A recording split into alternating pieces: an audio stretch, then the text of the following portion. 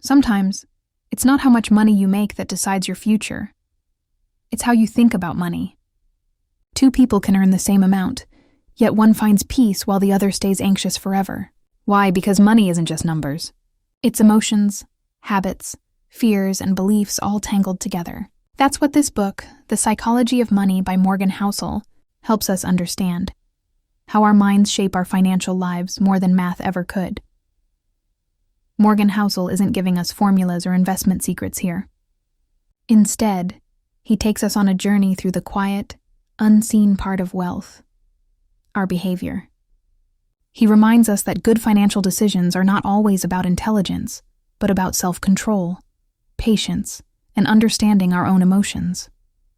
Through real-life stories, surprising lessons, and gentle wisdom, Housel explains how we can live a richer life, not by chasing money, but by understanding it. Let's start with a simple truth that Morgan shares. People don't make financial decisions on spreadsheets. They make them at dinner tables, during sleepless nights, in moments of excitement or fear. You and I, everyone, make money choices based on our life experiences, not pure logic. What we've seen, what we've suffered, and what we've dreamed of. These shape our relationship with money. Think about it. Someone who grew up during an economic crisis will never see money the same way as someone raised in a time of prosperity. The first may fear losing everything and save endlessly, while the second might feel safer taking risks. Both aren't wrong, they're just shaped by different worlds. That's one of the book's earliest lessons. Everyone has their own version of financial reality. There's no single correct way to think about money. Morgan tells us that luck and risk are far more powerful than we admit. The stories of the rich and successful often ignore how much luck played a role. Someone buys the right stock at the perfect time, or starts a company when the market is ripe.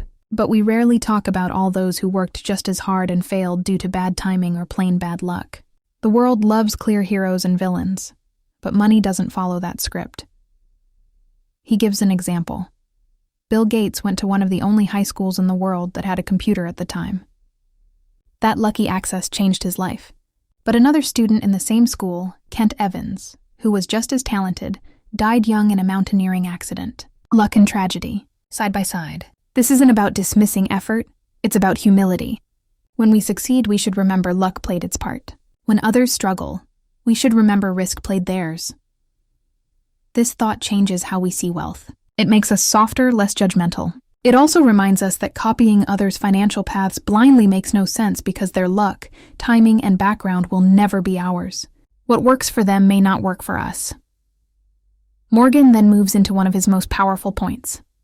Getting rich and staying rich are two very different skills.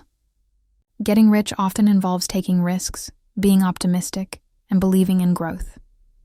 Staying rich requires almost the opposite: humility, fear, and a deep respect for uncertainty. It's like climbing a mountain. Courage gets you up, but caution gets you down safely. Many people lose wealth not because they're foolish, but because they never learned the second half, how to keep it. Once people achieve some success, they tend to forget how fragile it can be. They take bigger bets, assuming the world will always reward them. But life doesn't promise that. The world changes quietly, and sometimes brutally. Housel suggests that the key is survival, not perfection. He says, you don't need to make brilliant decisions all the time. You just need to avoid the big mistakes. Survive long enough, and time will work in your favor. This idea is freeing. It means we don't have to be perfect investors or business geniuses. We just have to stay in the game. Another lesson that really hits the heart is this: wealth is what you don't see. We often admire people with big houses, fancy cars, and expensive clothes. But that's not wealth. That's spending. Real wealth is invisible. It's the money sitting quietly in a savings account, the investments not shown off, the freedom to say no when everyone else is saying yes. Imagine two people. One drives a new luxury car. The other drives a modest one. We might assume the first is richer, but in reality, the second might have far more in savings. That's the irony of modern life. The things that look rich often belong to those who are not.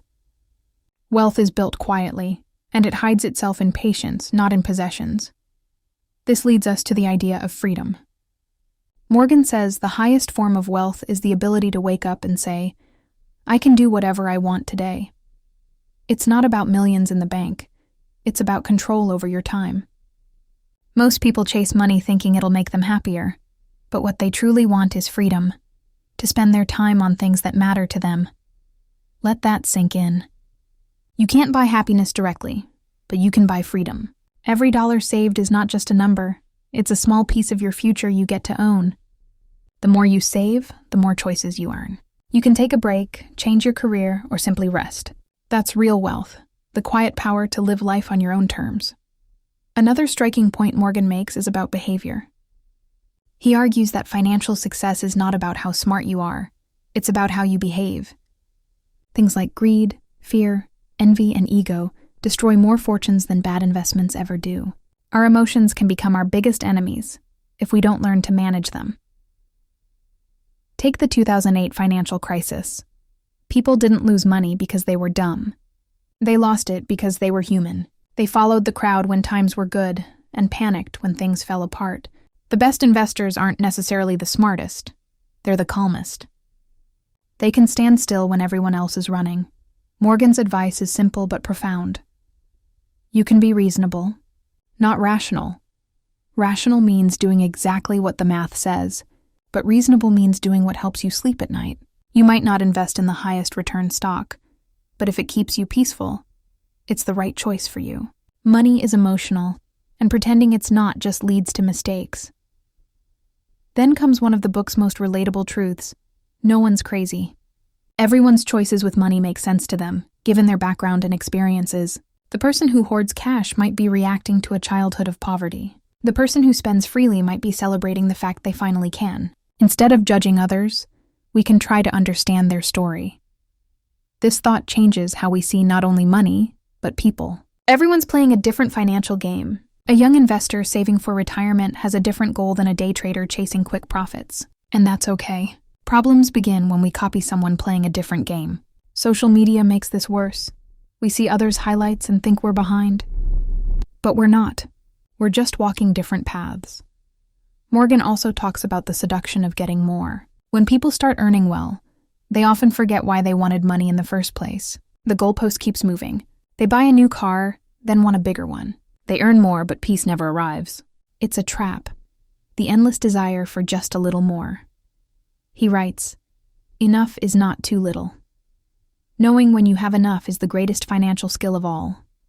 Because if you never define enough, you'll keep running even when you've already won. It's not about settling, it's about peace. The richest person isn't the one with the most, but the one who needs the least. Let's pause and reflect on that for a moment. Imagine having all your bills paid, some savings and time with the people you love. Isn't that what most of us truly want? Yet we keep chasing an invisible finish line that never ends. Morgan reminds us to stop running and start appreciating. He also warns about the illusion of control. No matter how careful we are, the future will surprise us. Markets rise and fall, jobs change, health shifts, and life happens. The goal is not to predict the future, but to build a plan that can survive surprises. That's why saving is powerful, not because it gives high returns, but because it gives you flexibility. Saving money, Morgan says, is like building a safety net for your emotions. It keeps you calm when the world shakes. It gives you options when others panic. It lets you live with dignity when things don't go as planned. That's where the psychology of money really starts to touch something deeper. It's not just a book about finance. It's about peace, humility, and wisdom. It's about understanding that behind every dollar is a story, and behind every decision is a feeling. And this is just the beginning of Morgan Housel's journey. A journey into the hidden human side of wealth, success, and satisfaction. In the next part, we'll continue exploring how time, patience, and behavior shape not just our bank accounts, but our entire lives. There's a quiet truth about money that most people ignore. The longer you hold it, the more powerful it becomes. Not just because of interest rates or stock returns, but because of the slow magic of time. Morgan Housel calls this the power of compounding, not just a financial tool, but a mindset. It's not about quick wins or sudden success. It's about patience, discipline, and faith in slow growth. He starts by reminding us of Warren Buffett, one of the richest men in the world. But what most people miss is why Buffett is rich. It's not only because he's a brilliant investor, it's because he's been investing since he was a child. He started at age 10, and by his mid-90s he was still doing it. More than 99% of his wealth came after his 50th birthday. Think about that. His success isn't a story of brilliance. It's a story of endurance. Compounding is like planting a tree. For a long time it seems like nothing's happening. Just a thin stem and a few leaves, but after years of consistent care, it grows roots so deep and branches so wide that it can't be shaken easily. That's how wealth grows. It doesn't reward those who are clever for a short time. It rewards those who are consistent for a long time. Housel says the real key to wealth isn't intelligence. It's time and patience. The problem is, patience is rare in our world. We want fast results. We check our investments daily. We compare our progress to others. But true wealth creation feels boring because it happens quietly, without drama. The market might move wildly from month to month, but over decades it rises calmly. The same goes for life. Morgan tells us, compounding works best when you give it the longest runway possible. In other words, your main job is not to find the perfect investment, but to stay invested long enough. That's where people fail. They don't let time do its work. They chase trends, get impatient, and end up interrupting their own success. This idea goes far beyond money. Patience compounds in every part of life. Small acts of kindness, steady effort at work, daily learning, all these grow quietly, invisibly, until one day the results are undeniable. The most valuable things in life don't explode into existence. They unfold slowly, like dawn breaking after a long night. Then Morgan shifts our attention to another key truth. Saving money doesn't require a high income, but a low ego. This is one of the book's most powerful lines. We often think people who save a lot must be earning a lot. But saving has less to do with what you earn and more to do with how you think. You can't save what you spend to impress others. Housel says that people spend money to show others they have money, but in doing so, they lose the very wealth they're trying to display. It's an endless loop. You buy a luxury car to look successful, but the people you want to impress are too busy worrying about their own image to care. True confidence doesn't need to be displayed. True wealth doesn't shout. It whispers. He encourages us to separate wealth from status. Wealth is quiet. It's the freedom you build. Status is loud. It's the performance for others. The world is filled with people pretending to be rich, but very few who are actually free. The person driving a 20-year-old car and sleeping peacefully is often doing better than the one driving a brand new one, but worrying about monthly payments. This brings us to one of Morgan's most compassionate ideas, the power of independence. He defines financial independence not as being rich, but as having control over your time. When you wake up and know that your day belongs to you, that's independence. You might not have millions, but if you can choose your work, your pace, your rest, you're already wealthy. He tells a story about a friend who retired early, not because he had endless money, but because he learned to live simply. He valued time with his family more than luxury. He stopped chasing what the world said success should look like. That's a hard lesson for most of us, to stop living by comparison. Because comparison, Morgan says, is the thief of happiness. It's one of the biggest emotional traps when it comes to money. There will always be someone richer, younger, or luckier. The moment you measure your life against someone else's, you lose sight of what truly matters. He shares an interesting observation. The hardest financial skill is getting the goalpost to stop moving. People work hard to reach a certain level of wealth, but once they reach it, they immediately want more. It's endless. You buy a bigger house, then dream of a mansion. You get a raise, then crave another. It never ends unless you define enough. Knowing what is enough isn't about giving up ambition. It's about recognizing when to stop letting it control you. You can still grow, earn, and achieve, but from a place of peace, not panic. Morgan reminds us, the only way to win is to stop playing a game that has no finish line. He also teaches that saving money isn't just about greed or preparation. It's about flexibility. Life rarely goes as planned. Economies crash, jobs end, health changes. When you have savings, you have choices, and choices mean control. You don't have to stay in a toxic job. You don't have to panic when emergencies come. and you don't have to depend on luck. Savings turn chaos into calm. Morgan gives this simple advice. Save. Just save. You don't need a reason to save. Most people wait for a specific goal, a house, a car, a trip. But saving for its own sake is like breathing room for your future. It's not about greed. It's about respect for uncertainty. He goes on to discuss how people often misunderstand risk. We think of it as numbers, percentages, probabilities. But in reality, risk is emotional. It's the fear of losing what you love, the regret of a wrong choice, the sleepless nights when you worry about tomorrow. The best way to manage risk isn't through complicated calculations. It's by understanding yourself. Morgan tells us that risk is like the shadow that follows opportunity. You can't have one without the other. The goal is not to avoid risk, but to balance it. To take enough to move forward, but not so much that it breaks you when things go wrong. He calls this mindset room for error. It means leaving space between what can happen and what you can handle. In finance, this might mean keeping some cash aside even when markets look promising. In life, it means not planning every detail so tightly that there's no room for surprise. The margin of safety, he says, is the only way to live with peace. Then he touches on optimism and pessimism, two emotions that guide how we see money and the world. Optimism makes the future look bright. Pessimism makes us cautious. But interestingly, pessimism often sounds smarter. When someone warns about a crash or failure, people listen. Hope sounds naive while fear sounds wise. Yet, over long periods, optimism wins more often.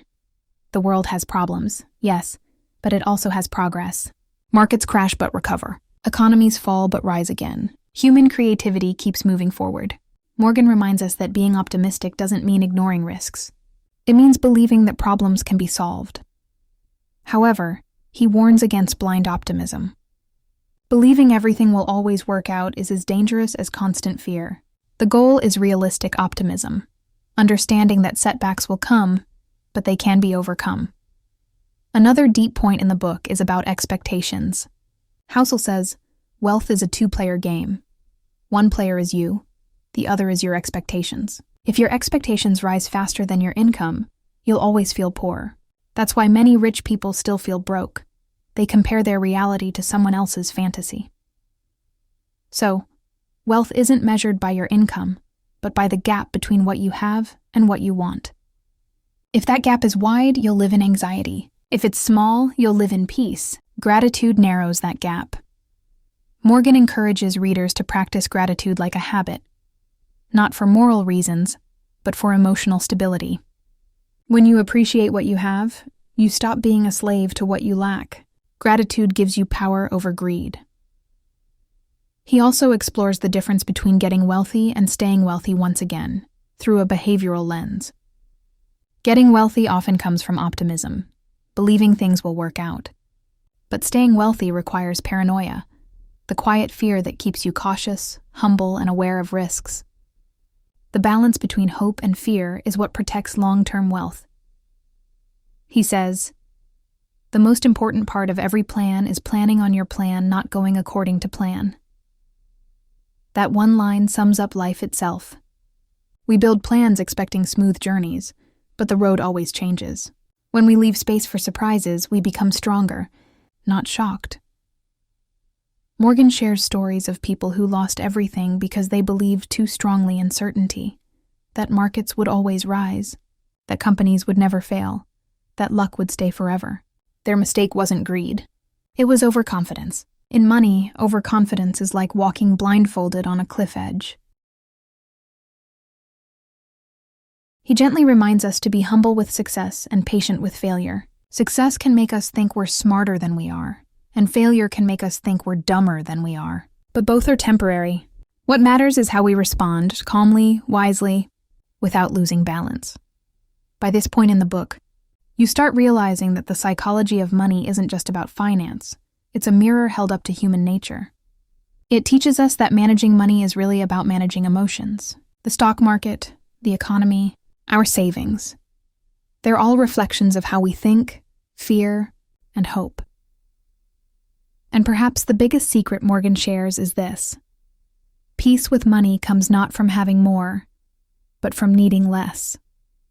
When you stop chasing what others have and start understanding what truly fulfills you, you win the only game that matters, your own. There's a quiet kind of intelligence that doesn't show up on any test. It's the wisdom of knowing what truly matters, what to ignore and when to walk away. Morgan Housel says this kind of wisdom, not IQ, not financial degrees, is what determines whether someone finds peace with money or spends their whole life chasing it. In this part of the psychology of money, the story shifts toward deeper ideas about behavior, mindset, and perspective. We begin to understand that money doesn't just buy things, it shapes how we see ourselves in the world, and if we're not careful, it can quietly control us. Morgan starts with one of the most misunderstood parts of financial life: the difference between getting rich and staying rich. Getting rich often demands courage and optimism. You take bold steps, you believe in your ideas, and you move forward even when you're unsure. But staying rich? That requires the opposite: fear, restraint, and humility.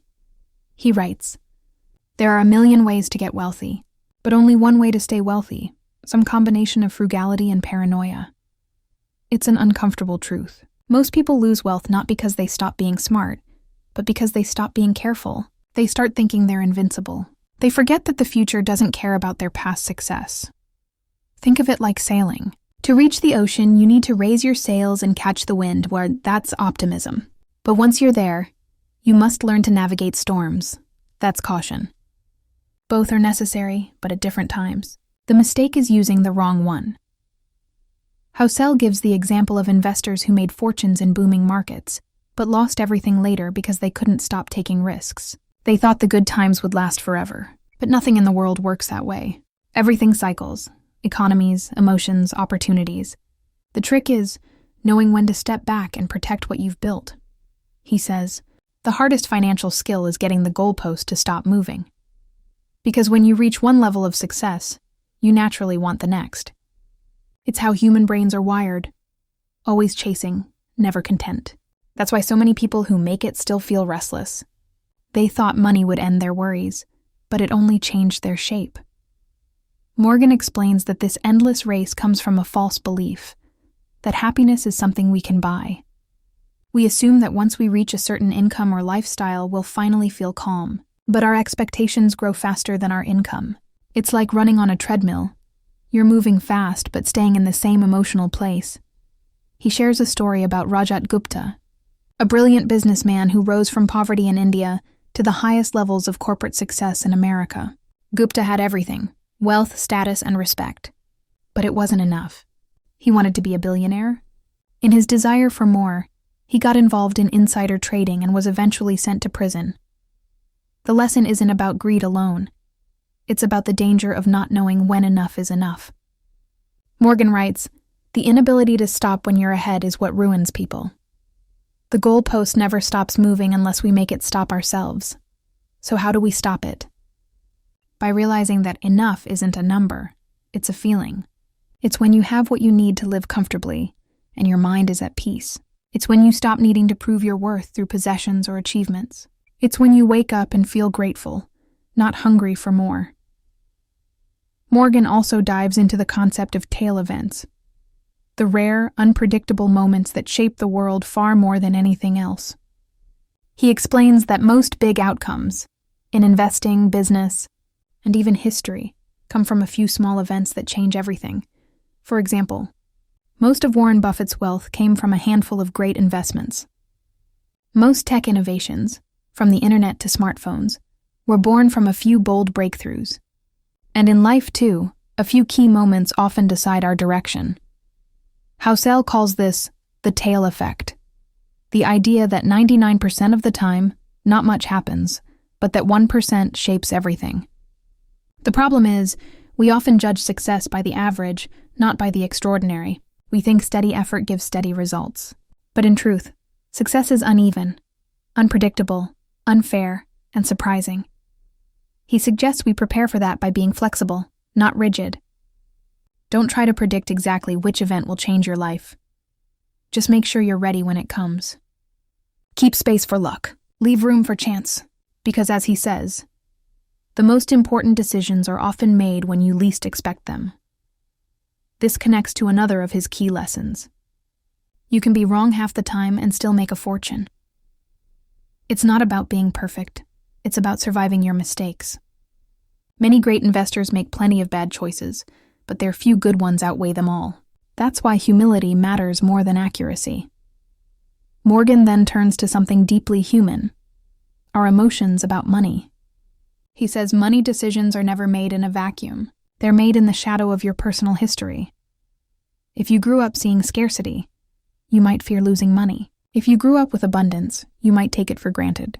We all carry emotional scars into our financial lives, and until we understand them, they control us.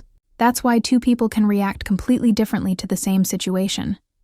One panics when the market dips, the other stays calm. It's not intelligence, it's emotional memory. Morgan reminds us that the best financial plan is the one that works for you. It doesn't have to be perfect on paper. It has to fit your psychology. If you can stick to it comfortably, it's a good plan. If it looks great in theory but keeps you up at night, it's not. He says, the best way to stay wealthy is to live below your means and keep your expectations in check. It sounds simple, almost boring, but that's the truth. Most financial wisdom is boring. The flashy, complex strategies get attention, but the simple habits build real wealth.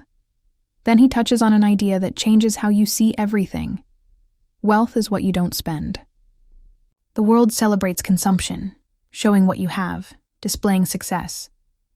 But the people with true freedom are those who quietly hold on to what they earn. They're not slaves to the next purchase, the next trend, the next upgrade.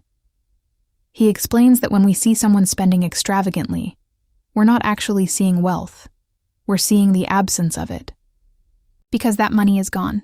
Real wealth is invisible. It's the power to say no, the safety net in emergencies, the peace in your heart. At this point, Morgan's message starts becoming emotional. He says money isn't really about greed, it's about control. People want money because they want control over their lives. They want to choose how to spend their days, who to spend them with, and what to do with their time. He writes, money's greatest intrinsic value, and this can't be overstated, is its ability to give you control over your time. That one sentence might be the heart of the entire book. Because when you think about it, every dream we have, success, freedom, happiness, comes down to time. The freedom to live as we wish. You can feel the truth of it in your bones. The most peaceful moments in life aren't when you buy something new. They're when you have no pressure.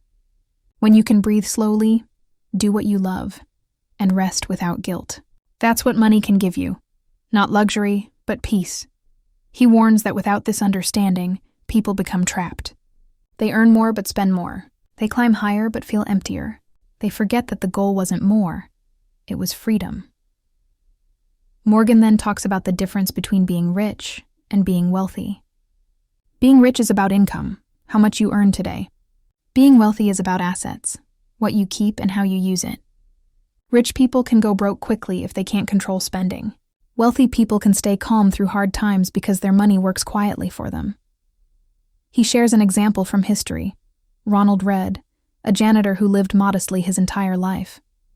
When he died, he left behind over $8 million for charity. He didn't win the lottery or start a business. He simply lived simply, saved regularly, and invested steadily. Meanwhile, many celebrities who earned millions ended up bankrupt because they couldn't manage their desires. That story says everything about human nature. The difference between financial peace and financial chaos isn't knowledge, it's behavior. And behavior comes from emotion. Morgan keeps repeating the same idea in different ways because it's so easy to forget. Money success is not a hard science. It's a soft skill: behavior, patience, humility. Then he introduces another key theme. Luck and risk are two sides of the same coin. The world doesn't always reward effort fairly. Some people get lucky breaks. Others get bad ones through no fault of their own. We celebrate success stories but forget how many others tried and failed. He says, nothing is as good or as bad as it seems. Every outcome is shaped by factors we don't see: timing, background, chance encounters. Once we understand that, we become less judgmental and more grateful. Morgan encourages us to replace envy with empathy. When you see someone doing better, don't compare. Learn, appreciate, or simply wish them well. When you see someone struggling, don't assume they're lazy or foolish. Understand that life deals different cards to everyone. This mindset leads to peace. Because the moment you stop comparing, your energy returns to where it belongs, your own journey. Toward the end of this section, Morgan shares a comforting truth. You will never feel like you've fully figured it out, and that's okay. Money, like life, is uncertain. There will always be surprises, mistakes, and moments of doubt. The goal isn't to eliminate uncertainty, it's to build resilience. He says, the ability to adapt is more important than the ability to plan. Flexibility beats perfection. If you can bend without breaking, you can survive anything. That's true in finance, relationships, and personal growth. So as we reach the end of this part, one message becomes clear. Wealth isn't built through complexity. It's built through calmness, through small, consistent, patient steps, and the humility to keep learning. Money can't promise happiness, but it can give you space, the space to think, to rest, to live meaningfully. And maybe that's all we really want.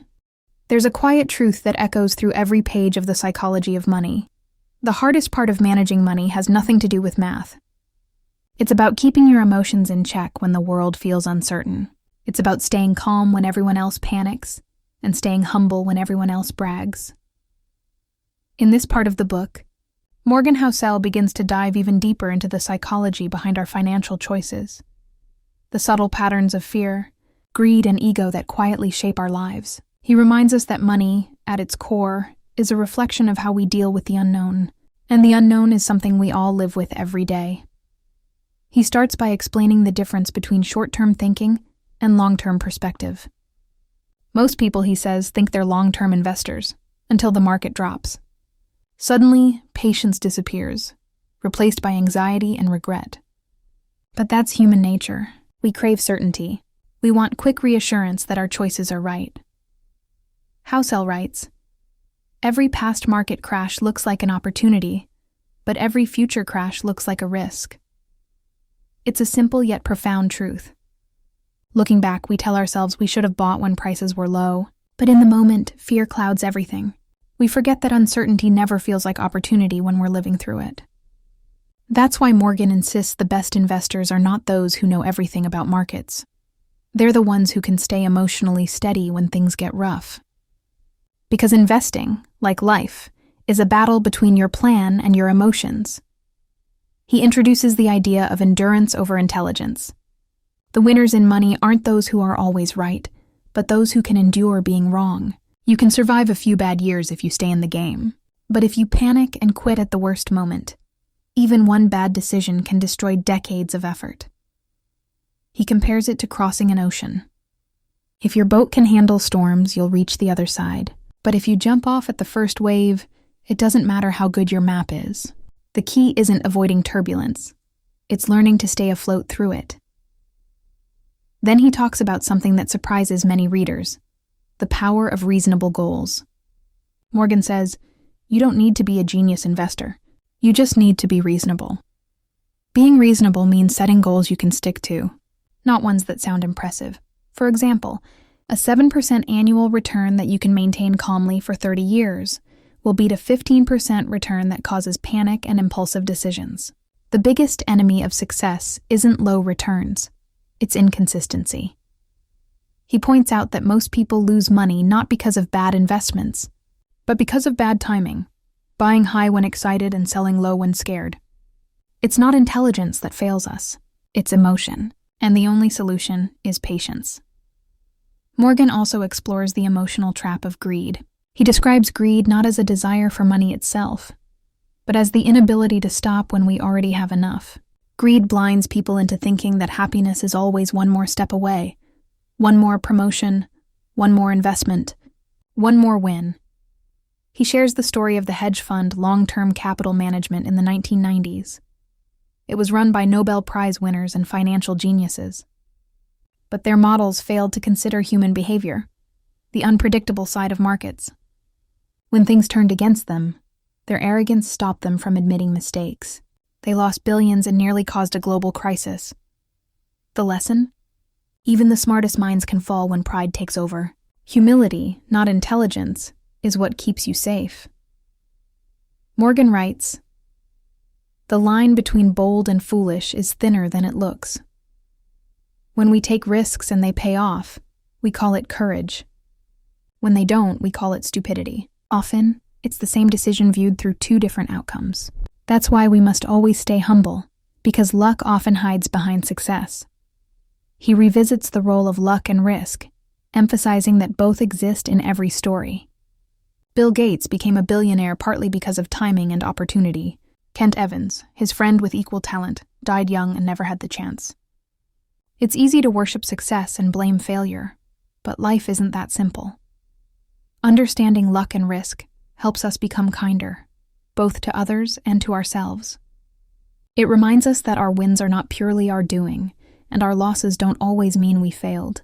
Life is not fair, and that's exactly why humility is vital. Morgan writes beautifully, "We should focus less on what to learn from the best and more on what to avoid from the worst. Because failure teaches lessons, success can't." He introduces another important theme, the power of tails. In finance, tail events are the rare, extreme outcomes that define everything. Most of the time, nothing dramatic happens, but occasionally, a single event, a crisis, a breakthrough, a discovery, reshapes the world. He says, "Your success depends on how you behave during the tail events. Do you panic or stay patient? Do you adapt or freeze?" History shows that people who can endure the extremes, both good and bad, are the ones who thrive long-term. Housel also brings our attention to the illusion of control. People love to believe they can predict what's coming. They analyze data, read charts, listen to experts. But the truth is, no one can predict the future, not even the experts. Markets, like life, are shaped by human emotions, by millions of invisible decisions happening every second. He writes, "The illusion of control is comforting, but it's still an illusion. The best investors aren't those who try to control outcomes. They're those who prepare for uncertainty. They don't aim to be right all the time. They aim to survive when they're wrong." That's why Morgan believes room for error is the most underrated financial concept. It's the cushion between what you expect and what actually happens. People without this cushion live on the edge. One small mistake, one unlucky break, and everything collapses. But people who build safety margins, savings, flexibility, adaptability, can weather almost anything. He gives a striking example, the airline industry. Planes are built with multiple backup systems because mistakes can be deadly. The same principle should apply to personal finance. Always have backups. Don't rely on everything going perfectly. Then Morgan explores the problem of forecasting. Humans are terrible at predicting the future because we assume the future will look like the past. But the world keeps changing in ways we can't imagine. He says, "Historians are good at explaining the past, but bad at predicting the future, because what matters most are the surprises." The point isn't to give up planning, it's to plan for surprises. Expect that you'll be wrong sometimes and build your life so those mistakes don't destroy you. That's real intelligence. Then he gently shifts the discussion to contentment, the rare art of being happy with what you have. Morgan says, "Controlling your time is the highest dividend money pays. When you have control, you can live life on your terms. You can choose who you spend time with and how you spend your days. That," he argues, "is the true definition of wealth. Not a big house, not luxury vacations, but the freedom to say, 'I don't have to do this if I don't want to.'" He points out that too many people trade that freedom away chasing more money. They sacrifice their time, health, and peace for a bigger paycheck, thinking it'll bring joy later. But when later arrives, they're too tired or too old to enjoy it. Housel reminds us that money's purpose is not accumulation, it's liberation.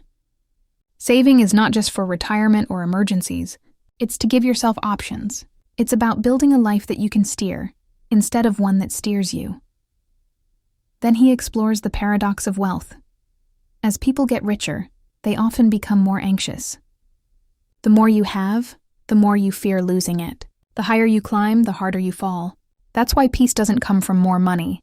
It comes from redefining what enough means. He says, enough is realizing that the opposite of more is peace. Those who understand this live lighter, freer, happier. Those who don't keep climbing an invisible ladder forever. At this point in the book, Morgan introduces a simple idea that ties everything together. It's easier to control your behavior than to predict the world. You can't control markets, inflation, or economies, but you can control your saving habits, your patience, and your attitude toward risk. He writes, your behavior will do more for your future than any forecast ever will. That's why financial peace is built on self-awareness.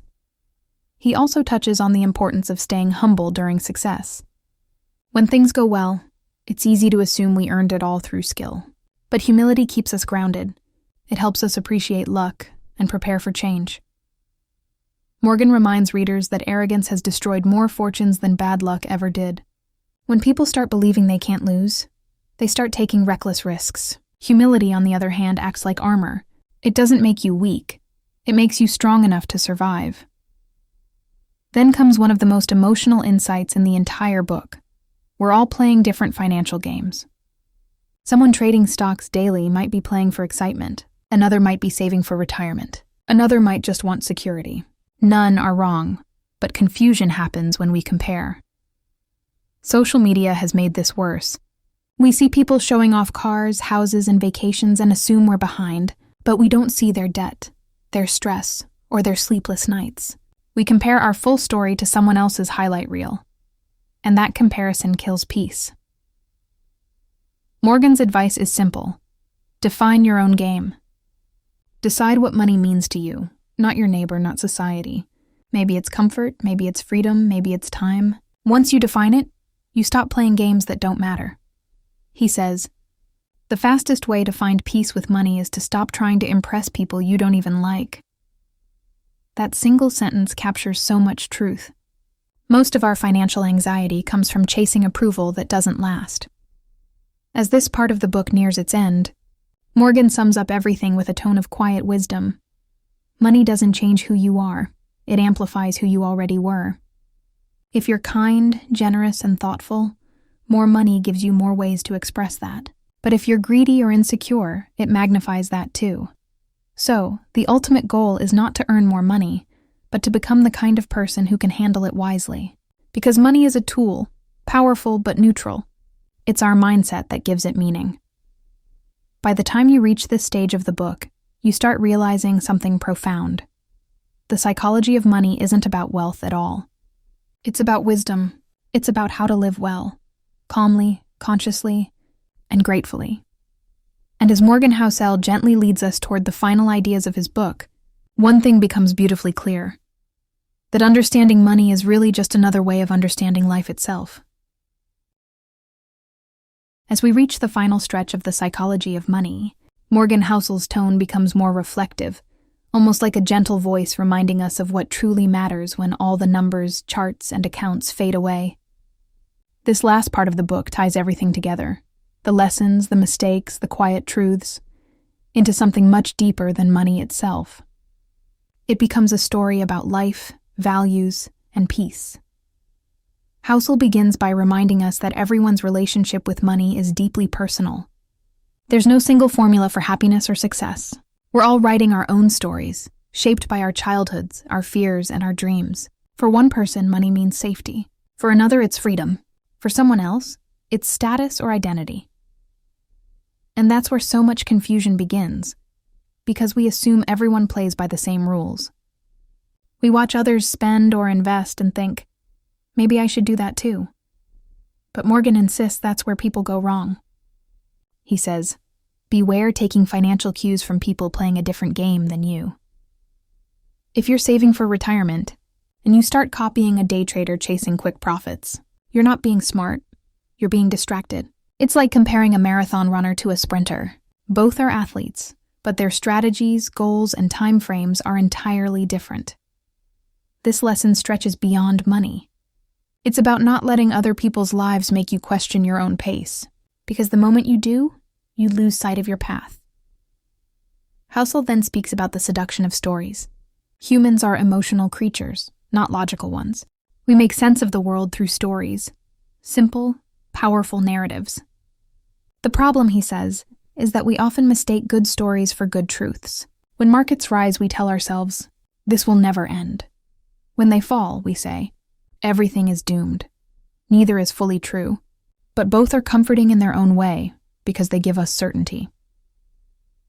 He reminds us that the most dangerous financial beliefs are the ones that sound beautiful. History is just the study of surprising events, he writes. And surprises, by definition, can't be predicted. The past never repeats exactly. It only rhymes, and that's why we must be careful when drawing lessons from it.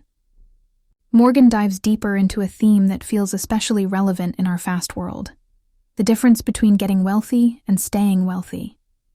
Getting wealthy requires risk, optimism, and courage. But staying wealthy requires humility, fear, and a bit of paranoia. It's a paradox. The very traits that help you build wealth can destroy it if you never learn to switch gears. He gives a simple but striking analogy. Imagine climbing a mountain. Getting to the top takes boldness and energy, but getting down safely, that takes caution and patience. Many people celebrate reaching the top and forget the descent is where most accidents happen. So the real skill in money isn't just making it, it's keeping it. And keeping it means understanding that the future is uncertain, that luck plays a role, and that nothing lasts forever. Housel calls this mindset sensible paranoia. It doesn't mean being scared all the time. It means respecting reality. It's knowing that bad things happen, that markets crash, that unexpected bills come, and preparing anyway. He says, you can be optimistic about the long term but paranoid about the short term. That balance, between hope and caution, is what keeps you steady through life's storms. Then Morgan turns toward the emotional side of money, the constant moving goalpost. He writes, modern capitalism is a marvel, but it's also a system designed to make you feel like you're falling behind. Every advertisement, every trend, every headline whispers that you need more success, more luxury, more everything. But the truth is, if you don't define you're enough, someone else will. He gives the example of Rajat Gupta, once one of the most respected business leaders in the world. He had wealth, reputation, and respect. Yet he risked it all in an insider trading scandal just to make more money. Why? Because enough kept moving further away. That's what greed does.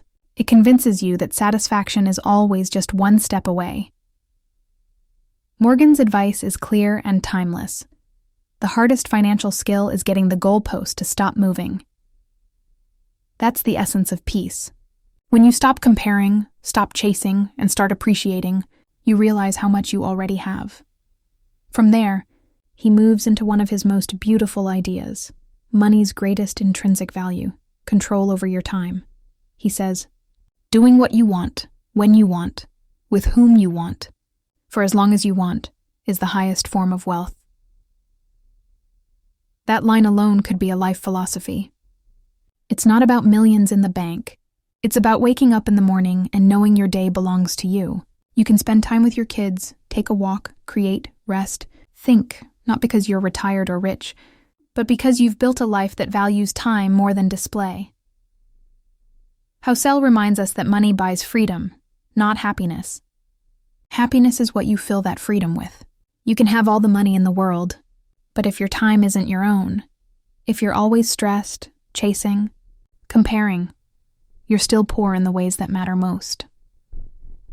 He shares that one of the most underrated financial goals is independence. Independence means having enough savings to make choices from strength, not desperation. It's when you can say no without fear. No to toxic jobs, no to people who drain you, no to living by someone else's definition of success. This independence, Morgan says, is what most people are really chasing when they chase money. They just don't realize it until much later. Then he touches on another deeply human truth. People change. What you want today might not be what you want 10 years from now. So building a life that's too rigid, too dependent on one definition of success, can trap you later.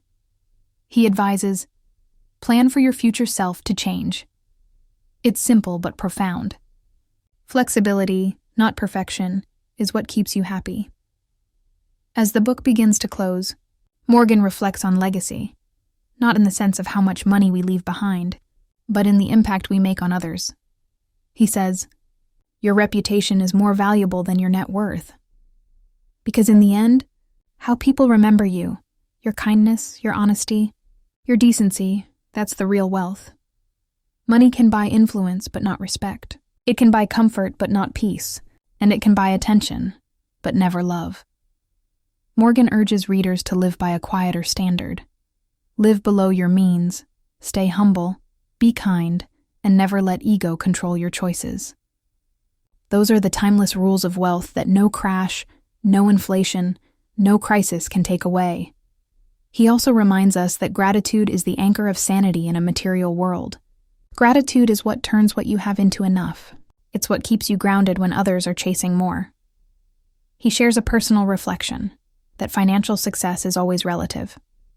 Someone earning a modest income but living calmly, without debt or pressure, may be far richer in spirit than someone with millions, but endless anxiety. Because in the end, peace is the ultimate dividend of good financial behavior. Housel's writing becomes almost philosophical as he closes. He says that money is just a mirror. It reflects our deepest fears and desires. It doesn't change who we are. It amplifies who we already were. If you're insecure, money won't fix that. If you're kind and balanced, money will simply give you more room to live that way. That's why, he says, understanding yourself is the first step toward understanding money. He writes, the psychology of money is really the psychology of behavior. That's the book's true message, that wealth, happiness, and peace are built not on knowledge, but on character. He ends with the story of Ronald Reed, a janitor who quietly saved and invested throughout his life. He lived modestly, never flaunted his wealth, and when he died, he left millions to charity. People were shocked, but Reed's story is a perfect symbol of what Morgan has been teaching all along. That ordinary behavior, done consistently and patiently, can create extraordinary results. Because at the end of the day, getting rich isn't about luck or genius. It's about humility, discipline, and emotional balance. Housel closes with a message that feels almost spiritual. Money is not the goal. The goal is freedom, time, and peace. If money helps you build those, use it wisely. But if chasing money takes those away, it's not worth the price. He says, no one is impressed with your possessions as much as you are, but everyone notices your calm. And that's the final wisdom. True wealth is calmness. The ability to breathe easy, to rest well, to feel safe and content no matter what happens around you. When the world is shouting more, the psychology of money whispers, enough. And in that whisper lies everything you've been searching for. Because at its heart, this book isn't just about finance. It's about living a life guided by peace, patience, and purpose. It's about realizing that success is not about what you have, but about who you become in the process. So, as you close the final pages, remember the simplest, most powerful lesson Morgan Housel gives. Save more than you think you should. Take fewer risks than others say you should. Stay humble when you win. Patient when you lose, and kind through it all. Because in the end, the greatest fortune you can ever earn is peace of mind. And if you found value in this story, take a moment to subscribe to Book Summary 101. Here, we dive deep into the world's most life-changing books, not just to understand them, but to live them. Your support helps this channel grow and bring more wisdom, peace, and perspective into people's lives. So, hit the subscribe button, share this video with someone who needs it, and remember, wealth is what you see in your account, but richness is what you feel in your heart. That is the real psychology of money.